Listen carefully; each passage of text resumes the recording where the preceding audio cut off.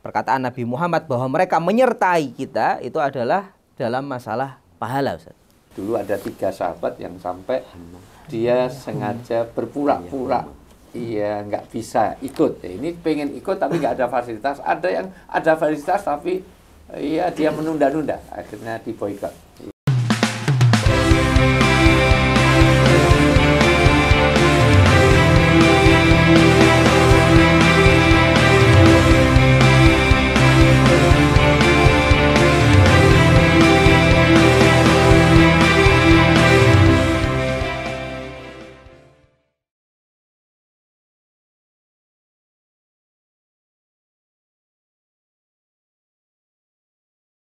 Baik, alhamdulillah kita lanjut kepada pertanyaan kedua berkaitan dengan pertanyaan yang masuk di Al-Kalam. Bagaimana kaitannya dengan haji? Di tengah-tengah memang haji ini waiting listnya begitu panjang. Di beberapa daerah sampai 40 tahun, 50 tahun untuk antri haji. Bahkan di Malaysia sampai 120 tahun untuk menunggu antrian haji. Cuman kalau sana ada sistem ditabung haji, maka bisa dipercepat dengan nambah dana atau finansial untuk itu. Tapi by the way, pertanyaan yang masuk, di tengah-tengah banyak orang yang sudah daftar haji. Ini bagaimana Ustadz meninggal saat menunggu antrian haji? Apakah tetap dia mendapatkan pahala? Artinya pahala haji itu kalau dia sudah mati padahal dia baru daftar sementara. Inilah juga menjadi masalah karena kenyataannya kalau daftarnya terlambat itu sudah kesulitan untuk haji reguler di Indonesia. Kalau umur 40 tahun itu baru daftar, logikanya kalau nunggunya sampai 40 tahun lagi berarti umur 80 itu menjadi wallahu alam bisawab. Jangan-jangan udah billahi taufik wal hidayah sebelum berangkat ya. Jadi ini juga ini pertanyaan yang aktual yang memang banyak. Memang ini fenomena yang terjadi pada hari ini dan tentu saja kita tidak perlu khawatir ya. Karena Allah Subhanahu wa taala Maha Pengasih dan Maha Penyayang. Dan kenapa kok tidak melakukan kok malah ikut mendapatkan pahala ya, seperti itu. Ini pernah ditegaskan dalam diantaranya banyak kejadian, diantaranya yang akan saya angkat adalah ketika perang Tabuk. Ketika itu Nabi Muhammad memang banyak menolak orang-orang yang ingin ikut perang ya, tetapi tidak mampu mengadakan kendaraan atau logistik ya, karena kemampuan pasukan ketika itu hanya membawa sekian orang saja. Nah, di jalan beliau Nabi Muhammad bincang dengan para sahabatnya, beliau bersabda, "Inna bil madinati aqwaman masirtum masiron wala qata'tum wadiyan illa kanu ma'akum." Di Madinah ini, ya, kata Nabi Muhammad, sekarang ya, ada orang-orang yang menyertai kita. Ya, dalam perjalanan kita, ketika kita naik turun gunung, ketika kita melewati lembah-lembah, ini kita bareng dengan mereka. Nah, para sahabat bingung. Mereka bertanya, qalu ya Rasulullah wa hum bil Madinah. Lah padahal kan mereka di Madinah wahai Rasulullah. Ya, Nabi Muhammad menjawab, qala wa hum bil Madinah habasahumul uzru. Ya, betul mereka ada di Madinah. Mereka tidak bisa berangkat secara fisik bersama kita karena uzur. Akan tetapi ya, tafsiran dari perkataan Nabi Muhammad bahwa mereka menyertai kita itu adalah dalam masalah pahala, Ustaz. Tapi di sini memang kita perlu paham juga, ya, orang yang berhalangan, ya, dia sudah niat baik, kemudian berhalangan karena ada uzur syar'i, maka dia mendapatkan balasan namanya jaza, ya, jaza atau balasan pahala. Ya. Akan tetapi, ya, tidak mendapatkan yang namanya ijza atau menggugurkan kewajibannya. Persiapan. Memang nanti ada catatan khusus berkaitan dengan orang yang menyengaja tidak ikut, itu menjadi beda. Ini, tapi sudah niat tapi nggak ada fasilitas. Karena nanti ada peristiwa sahabat Ka'ab bin Malik yang diboikot itu, nanti ada cerita lain. Karena memang Ka'ab bin Malik dan dulu ada 3 sahabat yang sampai dia sengaja berpura-pura nggak bisa ikut. Ini pengen ikut tapi nggak ada fasilitas. Ada yang ada fasilitas tapi dia menunda-nunda, akhirnya diboikot.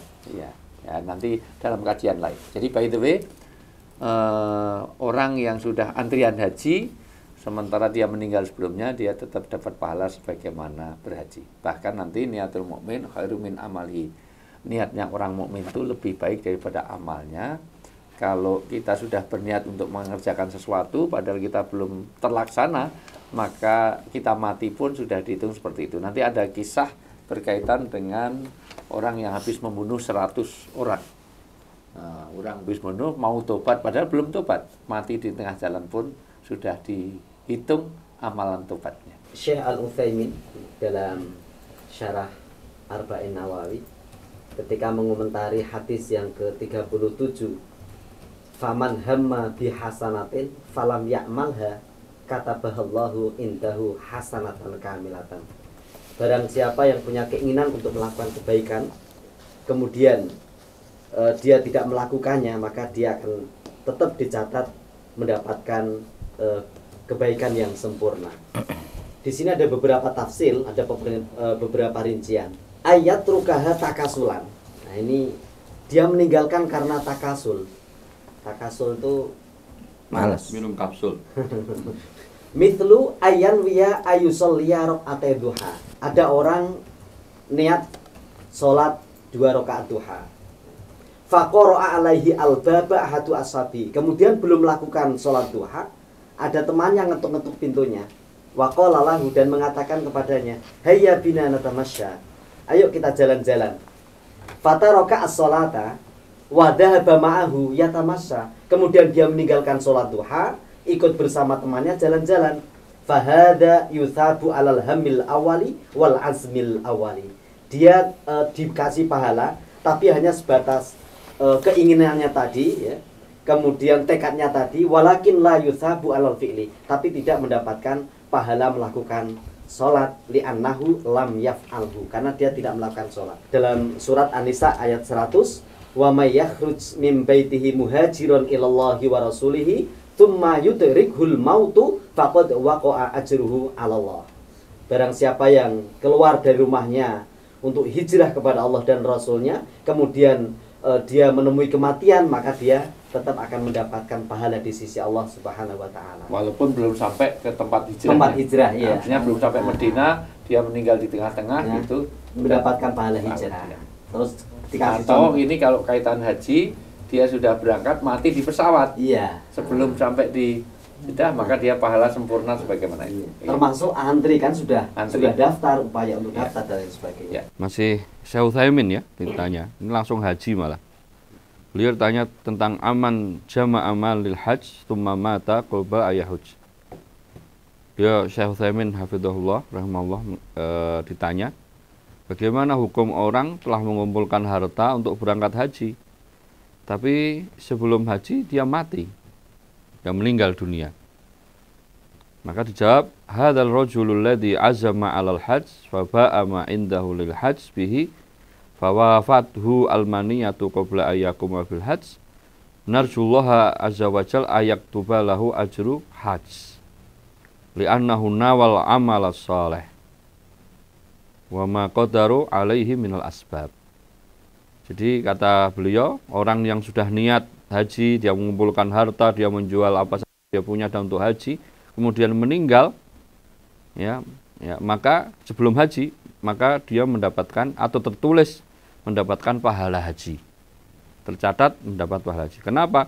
Dia sudah niat beramal soleh, dia sudah berusaha mengarah ke perbuatan untuk melakukan haji, namun meninggal. Dalilnya yang disampaikan Ustaz Muji tadi, An-Nisa ayat 100, ya, yaitu faman yakhruj min baitihi muhajiran ilallah wa rasulihi tsumma yudrikuhul mautu faqad waqa'a ajruhu 'alallah. Hanya catatannya orang yang hijrah, ya, dia keluar untuk berhijrah, ya, pada Allah dan Rasulnya, kemudian datang kepadanya kematian, maka dia tetap mendapatkan pahala hijrah atas Allah. Hanya saja wa idza kana rajulul ladzi malul yahujja li anal hajja faridatul lil islam fa innahu yahujju anhu ba'da mauti bihadhihi ad-darahim alladzi hayya'aha. Hanya saja dia tetap dihajikan, ya, secara pahala dia dapat, namun kewajiban haji belum gugur. Maka pada kasus ini dia harus ada orang yang menghajikan dia, entah anaknya, entah ahli warisnya. Jadi pahalanya dapat, tapi hajinya belum gugur. Dan wajib dihajikan karena posisi dia dia mampu. Dia mampu, punya harta dan mampu berhaji. Jadi ini wajib berdasarkan hadis man lahu sa'atun tubaligu ila baitillahi falam hayahuj fala alaihi ayyamuta yahudiyan aw nasraniyan. Orang yang punya kemampuan harta yang bisa menyampaikan dia ke kota Mekah untuk berhaji, ya, kok tidak haji, maka dia matinya dalam keadaan Yahudi atau Nasrani. Gandul uka-uka, pokoknya tidak dimasukkan golongan Dalam Islam ya. Ini Nah, artinya ini penting. Artinya Ini karena hadis travel ini. Iya, jadi orang yang punya kemampuan, saya tegaskan lagi ya, orang punya kemampuan, dia istitoah di dalam haji, tapi dia tidak ada niatan untuk haji, maka matinya digolongkan Yahudi, Nasrani atau Majusi. Artinya dia tidak digolongkan orang Islam. Ini pentingnya Iya. berhaji. nah, makanya biar tidak termasuk Yahudi atau Nasrani harus dihajikan. Iya, dan lewat telepon saya tambah lagi. Ya.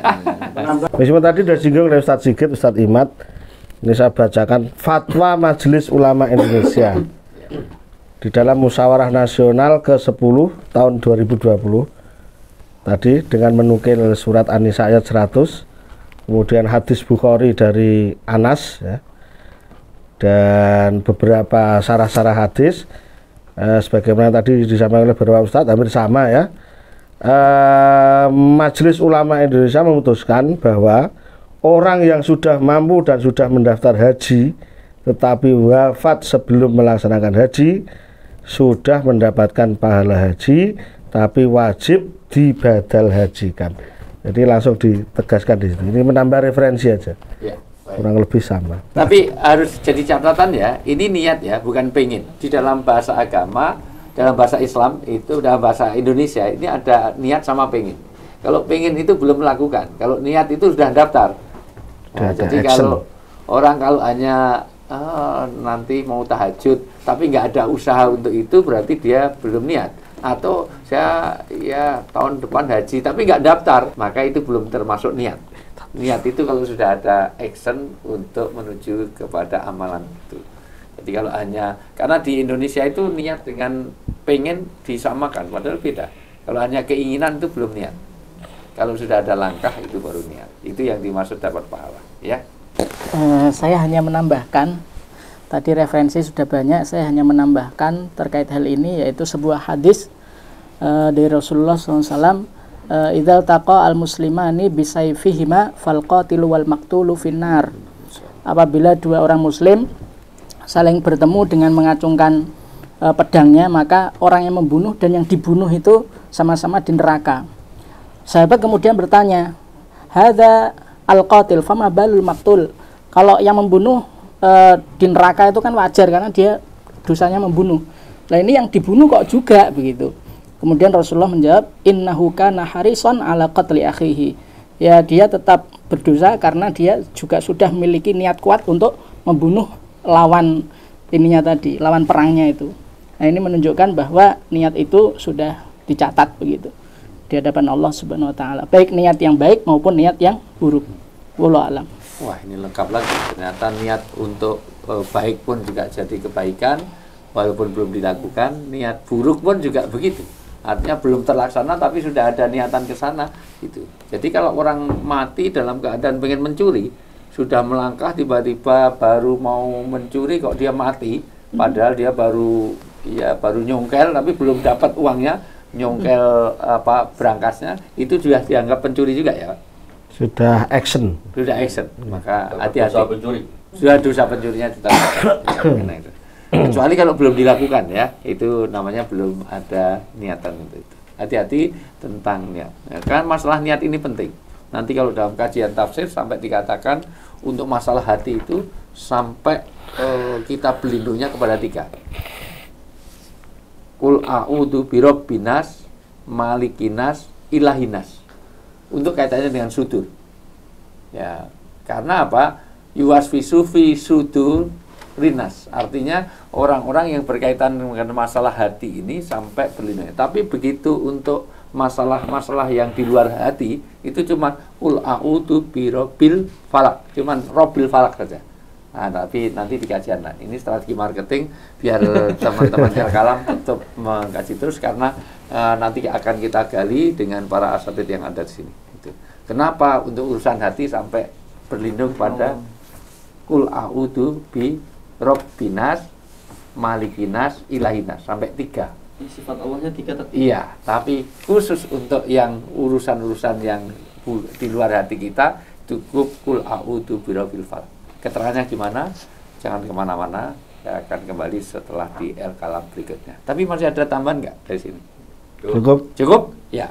Kalau sudah cukup untuk kaitan dengan niat, pokoknya kita kasih khulasoh bahwa orang yang sudah mendaftar haji meninggal sebelum dia berangkat, dia tetap dapatkan pahala sebagaimana sudah diniatkan itu. Tetapi tidak menggugurkan hukumnya.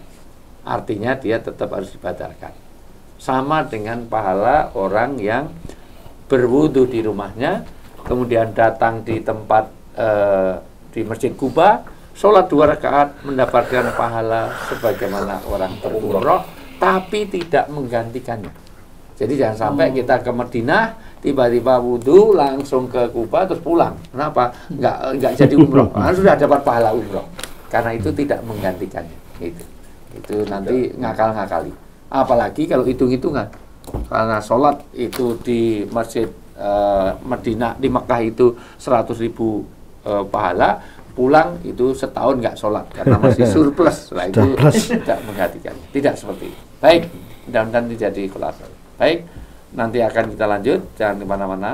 Kita akan kembali di Al-Kalam, Lembaga Kajian dan Konsultasi.